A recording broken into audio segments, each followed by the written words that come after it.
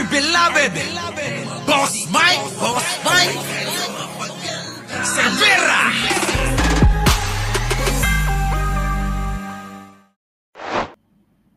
Magandang umaga, magandang hapon at magandang gabi sa mandako ng mundo. Naroon kayo. Siyempre, magandang buhay na rin para sa ating lahat, mga kababayan, sa mandako ng mundo. Naroon kayo. Eto na nga, mga kababayan, sa kabila ng samot-sarit, kaliwat kanan, na pambabatikos ng mga animal o animal na mga Pilipino. Tawagin na natin mga animal. Yung iba nga, demonyo, yung iba nga, taning, Ganun na yung mga pag-uugali ng iba nating mga kababayan, masakit man at nakakalungkot sabihin, ganun talaga sila. Mga animal, mga demonyo, di ba? Mga ugaling satanas, mga kababayan. Oo, masakit. Ako yung kung nagsasalita ng ganun, kaya lang sa kabila ng ginagawa ng ating Pangulo, mga kababayan, na pagpupursigi para maiangat, makatulong sa ating mga kababayan, abay, yun din, yung kanilang ginagawa sa paninira kay Pangulong Bongbong Marcos. Ha? Grabe itong mga ito.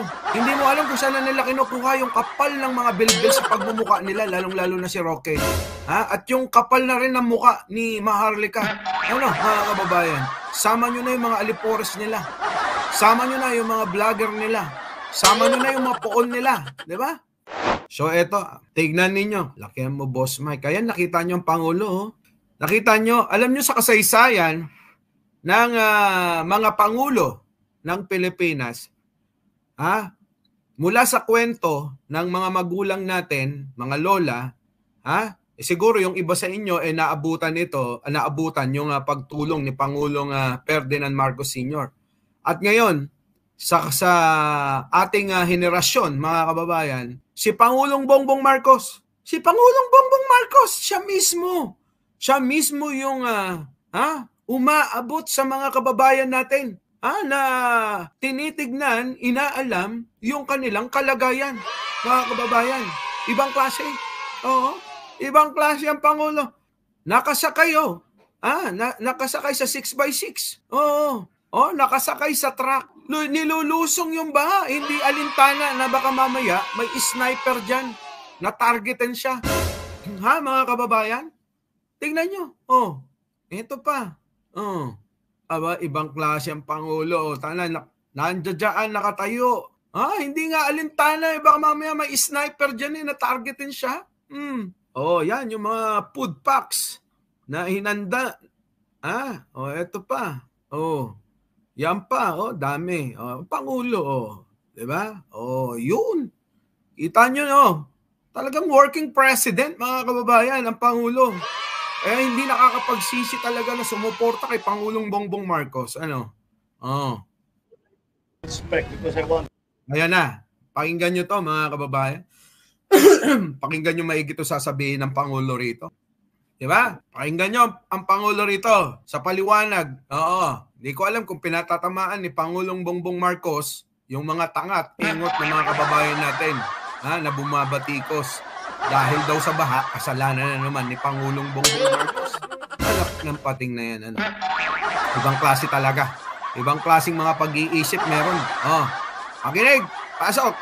The reason I did this was to really inspect because I wanted to see what the situation was.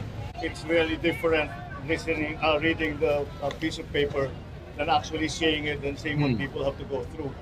So, Valenzuela has the usual.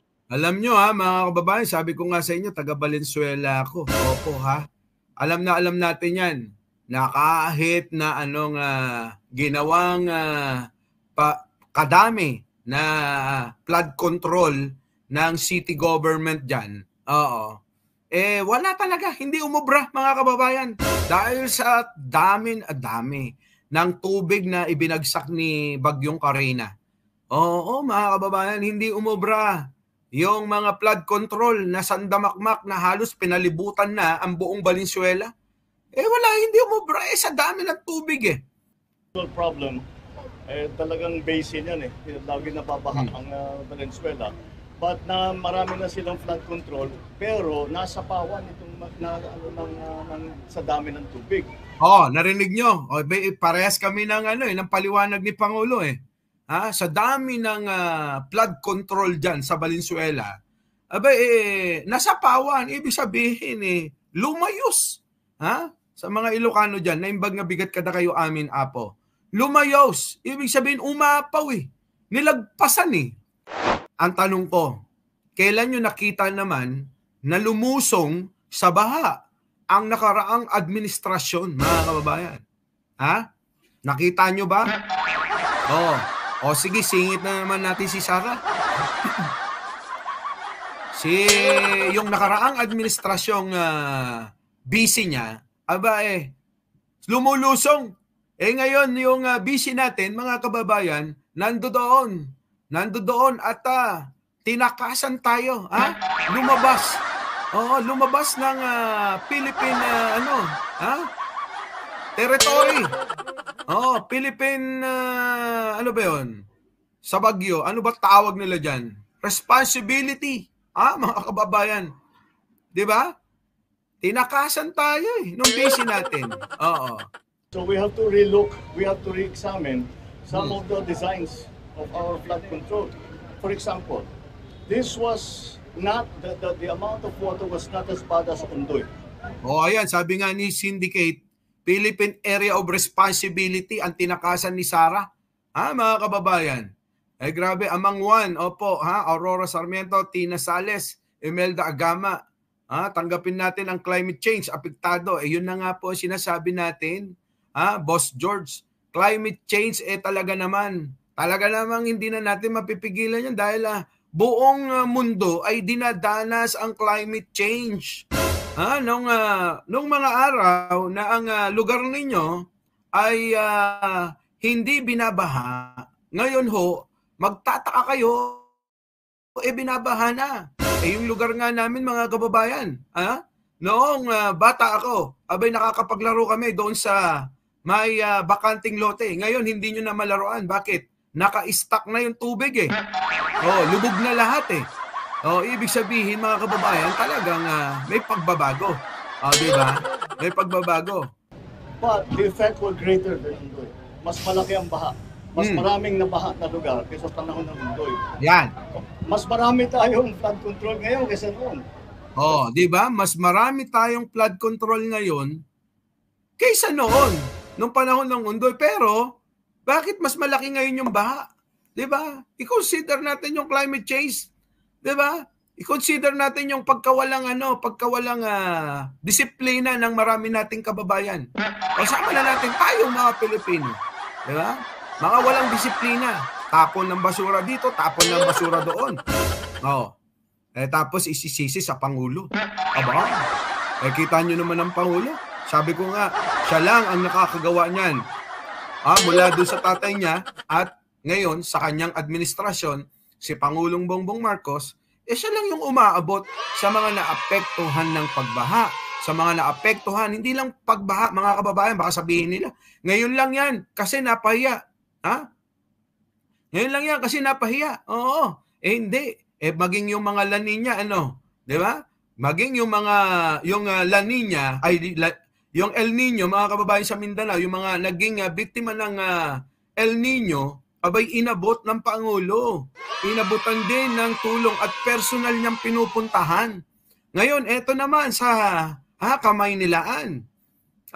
Siya rin ang umaabot, mga kababayan. Siya rin ang umaabot sa mga tao na naapektuhan nitong bagyong Karina. Climate change. This is what the effects of climate change are. What we have seen is that one of the most important parts that nagka-problema was that navigation gate that we went to na nasira. Because binangga ng isang barko basta hindi sumunod sa instruction, sinira niya. That is why Navotas is still 80% underwater. Malabon the same. Valenzuela also. So we have to really look into that sort of thing. Yung pumping stations natin, marami na. Yun, nagka-problema lang. Sana matuto naman ng tao. Huwag na kayong nagtatapon ng basura. Dahil yung basura, yun ang nagbara doon sa mga pump natin. Kaya, Kita nyo? Matuto na tayo, mga kababayan, hindi puro reklamo. Ang problema kasi reklamo tayo ng reklamo pero hindi naman tayo natututo. Napakasimple lang naman, no, mga kababayan? Napakasimple lang.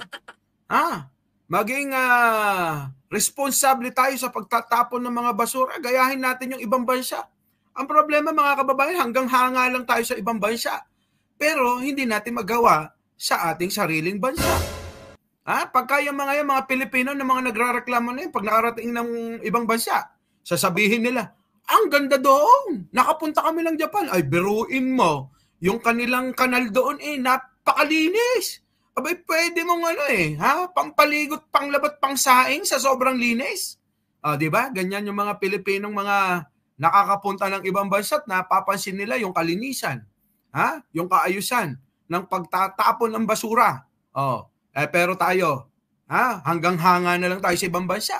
Alam niyo mga kababayan, pwede naman nating gawin yan sa ating sariling bansa, sa Pilipinas. Ayusin natin. Hindi lang ang Pangulo ang makakaayos niyan. Tandaan niyo mga kababayan, hindi lang ang presidente ang mag-aayos niyan, kundi tayong mga Pilipino, yung responsibilidad natin sa pamayanan natin, sa bansa natin, at sa gobyerno natin. Dapat gawin natin yung responsibilidad.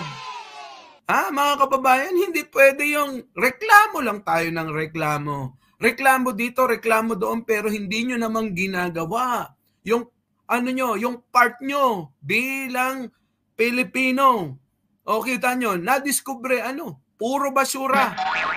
Bumabara sa mga flood control, sa pumping station, ng mga flood control.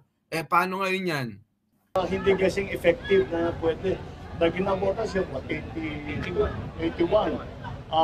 In Valenzuela, I think they have 32. So marami na yung pumping station. Pero talaga, you have to put it somewhere. So yesterday, 12 o'clock was high tide. 12 o'clock noon, nag-high tide. Nagsabay-sabay, para malakas ang ulan, tapos nag-high tide. So at least now I'm very clear about what the situation is. I will be going to inspect all the other areas when we can travel to see what else is needed in the other parts of the country that suffered flooding.